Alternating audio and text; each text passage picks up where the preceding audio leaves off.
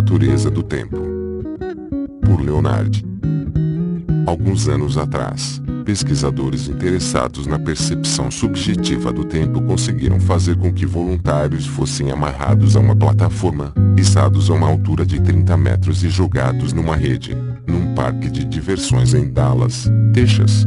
Antes que chegasse a sua vez, os participantes observavam alguém ser atirado. Depois dessa visão prévia, eles tinham de fechar os olhos e imaginar a queda dessa pessoa. Foram instruídos a apertar um botão no momento em que a imaginassem sendo lançada, depois outra vez quando a imaginassem aterrissar. Em seguida, eles eram jogados, um de cada vez. Os participantes tiveram então de imaginar a própria queda e, como antes, apertar um botão no início e no fim. O registro mental da experiência própria de cada um demorou bem mais do que quando eles imaginavam a experiência dos outros e do que o tempo real de sua própria experiência. Os pesquisadores já esperavam por isso, pois pessoas que passavam por acontecimentos perigosos súbitos, como ataques violentos ou acidentes de automóvel, em geral relatavam a impressão de que eles haviam ocorrido em câmera lenta. Mas nossa lembrança de um evento depende de dois sistemas neurais: o que coordena nossa percepção do evento e o que coordena o registro e a lembrança na memória. Então, pode-se perguntar, será que realmente percebemos os momentos de perigo em câmera lenta, ou apenas nos lembramos deles dessa forma?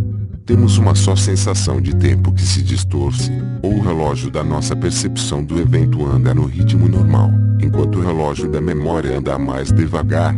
Para estudar a questão, os sujeitos receberam relógios que piscavam números aleatoriamente, e eles tinham de ler os dígitos durante a queda. O problema é que os dígitos piscavam um pouco depressa demais para ser distinguidos, isto é, rápido demais em circunstâncias normais. Se o alongamento do tempo que afeta a memória desses eventos também afetasse a percepção, os sujeitos veriam os números piscando mais devagar durante a queda, e conseguiriam lê-los. Mas os sujeitos não foram capazes de ler os números. As lembranças dos eventos eram em câmera lenta, mas a percepção do relógio permanecia inalterada. Os relógios da percepção e da memória não são nossas únicas medidas de tempo. Parece que temos diversos relógios internos, apoiados em diferentes mecanismos neurais. Muito da nossa sensação de tempo vem dos relógios construídos no nosso corpo e visíveis no nosso ambiente. O principal marcador no ambiente, o ritmo de dia e noite, luz e escuridão, está intimamente ligado a pelo menos um relógio do nosso corpo, o ritmo circadiano. Coisas vivas até organismos unicelulares têm esse ritmo biológico que funciona em ciclos de sono e vigília, no período de um dia. Em muitos animais isso é regido por um processo bioquímico no qual certas proteínas se acumulam, entram no núcleo celular, se degradam e voltam ao estado original. Esse processo é mais complexo nos seres humanos, e acontece numa parte do nosso cérebro chamada hipotálamo. Em qualquer animal, o relógio de 24 horas é apenas aproximado. Seres humanos que vivem em escuridão total terão ciclos de sono, vigília de mais ou menos 25 horas, enquanto camundongos e moscas das frutas mantidos na escuridão têm ciclos de um pouco menos de 24 horas. Mas, em circunstâncias normais, esses relógios biológicos são acertados todos os dias. Nos homens, quando as células fotorreceptoras nos olhos e na pele captam a luz solar. Os animais têm outros ritmos corporais pré-construídos com ciclos muito mais curtos, como a entrada e saída de ar na respiração e o batimento cardíaco, assim como alguns padrões de onda que acontecem no cérebro. É por meio desses relógios internos que sentimos a passagem do tempo. A multiplicidade dos relógios biológicos leva a algumas ilusões interessantes. Por exemplo, em um experimento, os sujeitos foram enganados para pensar que um raio de luz vinha antes de eles apertarem um botão, quando na verdade vinha depois. Biólogos e neurocientistas estão interessados nos aspectos subjetivos da nossa sensação de tempo, bem como nos mecanismos físicos, químicos e biológicos que os produzem, e esses são temas realmente fascinantes. Contudo, embora nosso relógio da memória possa desacelerar quando somos jogados de uma plataforma, no resto do universo, as coisas continuam iguais. Por isso, Os físicos, ao contrário de biólogos ou neurocientistas, ou santos e sábios, veem os mistérios do tempo de uma perspectiva menos pessoal. O ponto de partida dos físicos é examinar o que o tempo significa para nós. A linguagem humana é ótima para captar sentimentos. Mas não devemos deixar a linguagem definir nosso conceito de realidade. Se você ainda não pensou muito a respeito, o tempo é difícil de se definir. Trata-se de um conceito abstrato, derivado e destilado da nossa experiência. Usamos o tempo para descrever o movimento de projéteis e planetas, mas ele não é um objeto material. Pode-se pensar no tempo como se pensa no espaço, uma coordenada que nos possibilita classificar os eventos. A abertura do heliporto no alto do World Trade Center aconteceu nas coordenadas de 40 graus 43 de latitude norte, 74 graus 1 de longitude oeste, a 412 metros acima do nível do solo, no ano de 1972. A partir dessa perspectiva, podemos considerar o universo um espaço quadridimensional semelhante ao espaço tridimensional que vemos ao nosso redor. Mas o tempo não só rotula os momentos em que os eventos ocorrem, ordenando-os, ele marca também sua duração. Um dos primeiros relógios utilizados na física, ao menos de acordo com a lenda, foi uma pulsação de Galileu, que usou esse ritmo para medir o balanço de um lustre na Catedral de Pisa. Hoje empregamos relógios mais confiáveis, como a oscilação natural dos átomos. Por exemplo, quando um átomo salta de um estado de energia mais alto para um mais baixo, ele emite radiação, que oscila com uma frequência determinada pela diferença de energia entre os estados. A radiação correspondente à transição entre dois níveis de energia específicos do átomo de Césio-133 tem exatamente 9.192.631.770 ciclos por segundo. Posso dizer exatamente com confiança porque, desde 1967, esta tem sido, segundo o Sistema Internacional de Unidades, a definição de segundo. Então, quando dizemos que o cristal de um relógio de quartzo vibra 32.768 vezes por segundo, estamos falando que, se começarmos a contar simultaneamente as oscilações do cristal e a radiação, no exato momento em que a radiação do Césio-133 chegar a 9.192.631.770 ciclos, o cristal de quartzo terá chegado à sua 32.768 vibração. Isso destaca um importante conceito correlato, crucial para a definição do tempo como duração, o conceito de sincronia. Medimos o tempo que um processo leva em comparação a outro processo padrão como o tic-tac de um cronômetro, tendo em conta a partida e a chegada. Essa agradável imagem do tempo funciona bem na vida cotidiana, mas, entre 1905 e 1916, Albert Einstein mostrou que isso é apenas uma aproximação da maneira como a natureza realmente funciona.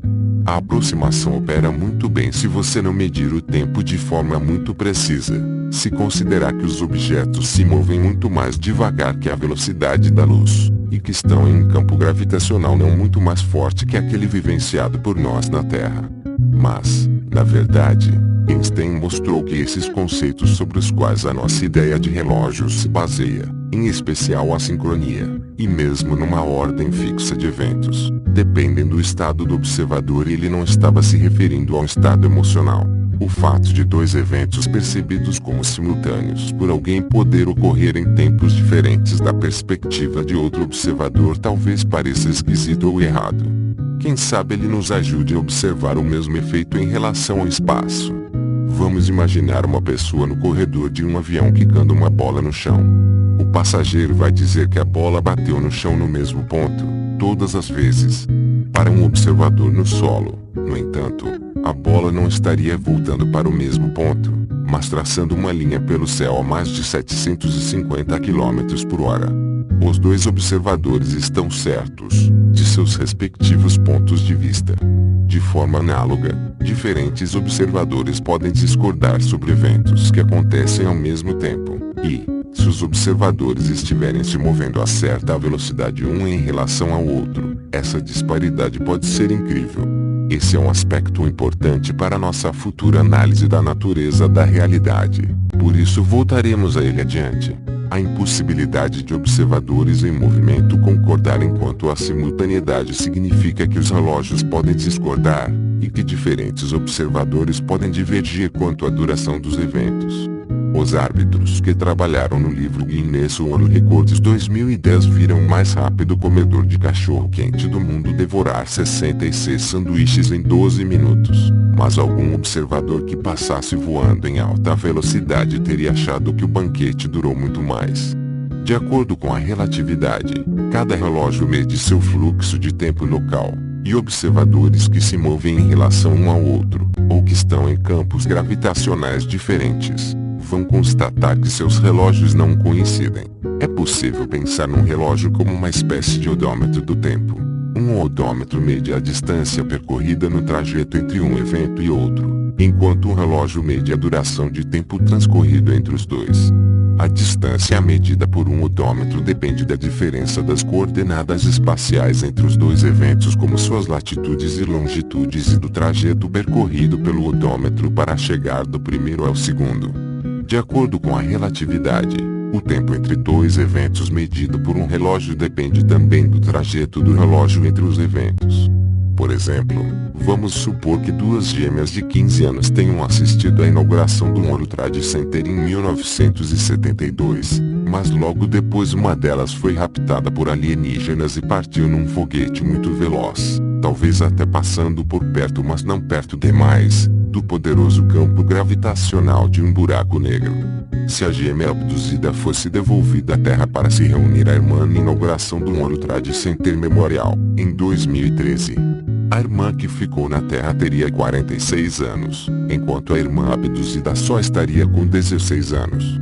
Entre a abdução e a reunião, o odômetro da gêmea que ficou na Terra teria registrado muitos quilômetros, e o tempo transcorrido seria de 41 anos. O odômetro de sua irmã teria registrado muito mais quilômetros, mas o relógio, talvez apenas um ano entre os mesmos dois eventos. Einstein demonstrou que não existe contradição nisso. Essa é apenas a maneira como o tempo funciona. O efeito foi confirmado em 1971, por experimentos em que um relógio atômico muito exato saiu voando ao redor da Terra e foi comparado a um relógio idêntico no solo. O efeito no andamento do relógio, aquela velocidade relativamente baixa, chegou a uma diferença de 180 bilionésimos de segundo por circuito. Como uma hora passeando numa noite de luar com uma namorada não parece igual a uma hora explicando seu trabalho para um chefe chato.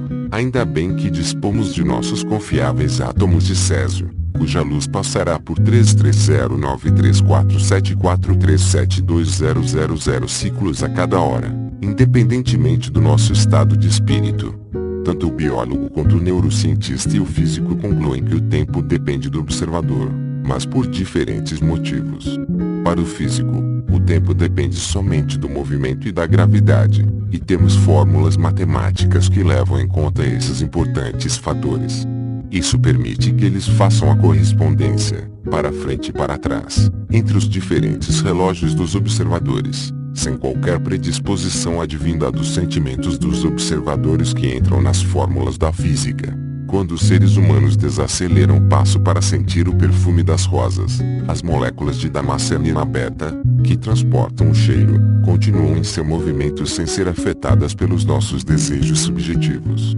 Mas quando a Terra exerce sua força gravitacional, isso afeta, sim, os relógios dos sistemas de GPS que indicam como você deve chegar à floricultura mais próxima.